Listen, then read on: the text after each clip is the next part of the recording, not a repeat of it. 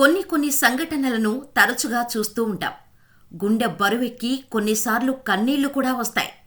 అయ్యో పాపం అనుకొని ఎక్కువలో ఎక్కువ 2 రోజులు ఆలోచిస్తామేమో దాని గురించి మహా అయితే. ఆ తర్వాత ఎప్పట్లాగానే మర్చిపోతూ ఉంటాం. ఇది మనుషులమైన మనకు చాలా తేలిక. కానీ ఇప్పుడు మీరు చూస్తున్న ఈ అమ్మ జీవితంలో జరిగిన ఓ సంఘటన గురించి తెలిస్తే అది మిమ్మల్ని మీ చివరి శ్వాస వరకు ఏదో ఒక సందర్భంలో ఎప్పటికప్పుడు వెంటాడుతూనే ఉంటుంది. అంతలా గుండెల్ని పిండేసే ఘటన చెన్నైలో జరిగింది. దానికి సంబంధించిన పూర్తి స్టోరీ తెలుసుకునే ముందు ఎప్పట్లాగానే చిన్న రిక్వెస్ట్. ఇలాంటి స్ఫూర్తిని నింపే కథలను వెతికి మీకు అర్థమయ్యే రీతిలో ప్రజెంట్ చేయడానికి మేము చాలా కష్టపడుతున్నాం. దయచేసి మీ వంతు సపోర్టుగా జస్ట్ మా ఛానల్ని సబ్స్క్రైబ్ చేసుకోండి చాలు. వీడియో పూర్తిగా చూసి టైం వేస్ట్ అనిపిస్తే అన్సబ్స్క్రైబ్ చేసుకోండి, పర్వాలేదు. నచ్చితే మాత్రం వీడియోని లైక్ చేసి ఫ్రెండ్స్ అండ్ ఫ్యామిలీతో షేర్ చేయడం మాత్రం మర్చిపోకండి. ఈ వీడియోలో మీరు చూస్తున్న ఈ అమ్మ పేరు రాణి. ఆమె వయసు 85. ఆమెకు ఒక కొడుకు, ఒక భర్త ఉండేవారు. కొన్ని రోజుల క్రితం అనారోగ్యంతో కొడుకు, వృద్ధాప్యంతో భర్త ఇద్దరూ మరణించారు. భర్త, కొడుకు మరణించడంతో చుట్టాలెవరూ ఆమెను పట్టించుకోలేదు. ఒంటరిగా మిగిలిపోయింది. ఉండటానికి ఇల్లు కూడా లేదు ఈ అమ్మకు. 83 వయసులో ఒంటరిగా ఎక్కడ కాస్త చోటు దొరికితే అక్కడే పడుకునేది.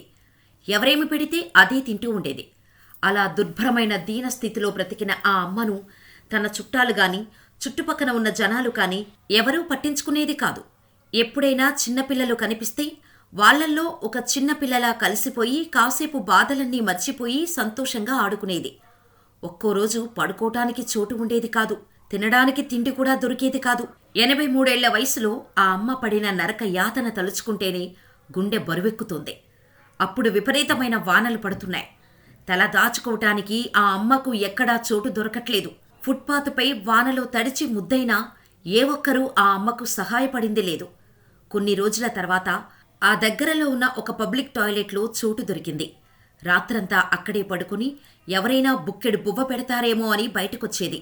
అయితే ఆ అమ్మ మాత్రం ఏ ఒక్కరోజు కూడా నా పరిస్థితి ఇలా ఉంది, నాకు సహాయం చేయండి అని ఎవరినీ చేయి చాచి నోరు తెరిచి అడిగింది లేదు. ఎవరైనా సహాయం చేస్తే మాత్రం అస్సలు కాదనకుండా అంగీకరించేది. అలా కొన్ని రోజులుగా టాయిలెట్లో పడుకొని విపరీతంగా అనారోగ్య పాలైంది. అనారోగ్య కారణంగా కట్టెపుల్లలా ఉండే ఆ అమ్మ కాళ్ళు గాలిని నింపిన బెలూన్లా ఉబ్బిపోయాయి. లేవడానికి చేత కావట్లేదు. ఒంట్లో సత్తువలేదు. కాళ్ళు పనిచేయట్లేదు. అదే టాయిలెట్లో మగ్గిపోతూ తీవ్ర అనారోగ్యం పాలైంది ఆ అమ్మ. అయితే ఓ రోజు ఆ అమ్మ పరిస్థితి, దీనస్థితి చూసి దేవుడు కరుణించాడో ఏమో, ఓ వ్యక్తి అటువైపుగా వచ్చి ఆ అమ్మను చూసి వెంటనే 100కు కాల్ చేశాడు. అప్పుడు వచ్చింది కాకి బట్టలు ధరించిన దేవత. ఆమె ఇన్స్పెక్టర్ రాజేశ్వరి. ఆ అమ్మని ఈ పరిస్థితిలో చూసిన ఇన్స్పెక్టర్ రాజేశ్వరి చలించిపోయింది. ఆమె జీవితంలో అలాంటి దారుణమైన ఇంకొకటి ఎప్పుడూ చూడలేదు. ఇన్స్పెక్టర్ రాజేశ్వరి రావటం ఇంకో 2 రోజులు లేటై ఉన్నా ఆ అమ్మ ప్రాణాలతో ఉండేది కాదేమో. ఒళ్లంతా మంటలు, ముట్టుకుంటే కాలిపోతుంది. ఒళ్లంతా టాయిలెట్ కంపు, దోమలు కుట్టి వాచిపోయిన ముఖం. రాజేశ్వరి కళ్లల్లో నీళ్లు ఆగటం లేదు. ఆమెను జాగ్రత్తగా తీసుకెళ్లి ఆలస్యం చేయకుండా వైద్యం చేయించింది. కొంచెం కోలుకున్నాక ఆ అమ్మతో మాట్లాడిన రాజేశ్వరి గుండె బద్దలైపోయింది. 1 ఏడాది కింద భర్త, కొడుకు మరణించారు. నా బంధువులు నన్ను వదిలేశారు. దిక్కు ముక్కు లేని నేను ఎక్కడ స్థలం దొరికితే అక్కడ పడుకుంటూ ఎవరు బుక్కెడు బువ్వ పెడితే తినేదాన్ని. గతేడాది నుండి అదే పబ్లిక్ టాయిలెట్లో బతుకుతున్నాను అని ఆ అమ్మ కన్నీళ్లు పెట్టుకుంటూ చెబుతుంటే ఇన్స్పెక్టర్ రాజేశ్వరి నిర్ఘాంతపోయింది. ఆ తర్వాత ఆమెను అక్కడి నుండి దగ్గరలో ఉన్న అనాథాశ్రమంలో జాయిన్ చేయించి తరచూ వెళ్తూ అమ్మ ఆరోగ్య పరిస్థితి గురించి తెలుసుకుంటూ కంటికి రెప్పలా చూసుకుంటుంది. ఆ అమ్మ మాత్రం చచ్చిపోయిన తర్వాత నా అంత్యక్రియలు కూడా నీ చేతుల మీదనే జరిపించు తల్లి అంటూ ఇన్స్పెక్టర్ రాజేశ్వరి దగ్గర మాట కూడా తీసుకుంది. ఇదంతా 2020లో చెన్నైలో జరిగిన నిజమైన సంఘటన. మన సమాజం ఎంత క్రూరంగా తయారవుతుందో చెప్పటానికి చక్కటి ఉదాహరణ కూడా అవుతుంది ఈ రాణి అమ్మ కథ. ఒకరికి సహాయం చేయడానికి చేతులు రాని మనకు వాళ్లకు సలహాలు ఇవ్వడానికి మాత్రం బుర్రలు, ఐడియాలు మాత్రం పొంగి పొర్లిపోతూ ఉంటాయి. ఈ రోజుల్లో ఒక జంతువు చనిపోతేనే దాని జాతి జంతువులు దాని పట్ల ఎంత దయ చూపిస్తున్నాయో చాలాసార్లు చూశాం.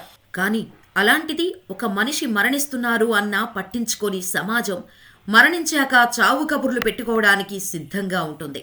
ఒకసారి ఆలోచించండి, ఆ అమ్మ రాని ప్లేస్లో మనమే ఉండి ఉంటే, లేదా మనవాళ్ళు ఉండి ఉంటే అలాగే వదిలేస్తామా? మరి ఈ వీడియోపై మీ అభిప్రాయాన్ని కామెంట్ చేయండి. ఇలాంటి మరిన్ని నిజ జీవిత కథల కోసం మా ఛానల్ని సబ్స్క్రైబ్ చేసుకొని నోటిఫికేషన్ ఆన్లో పెట్టుకోండి.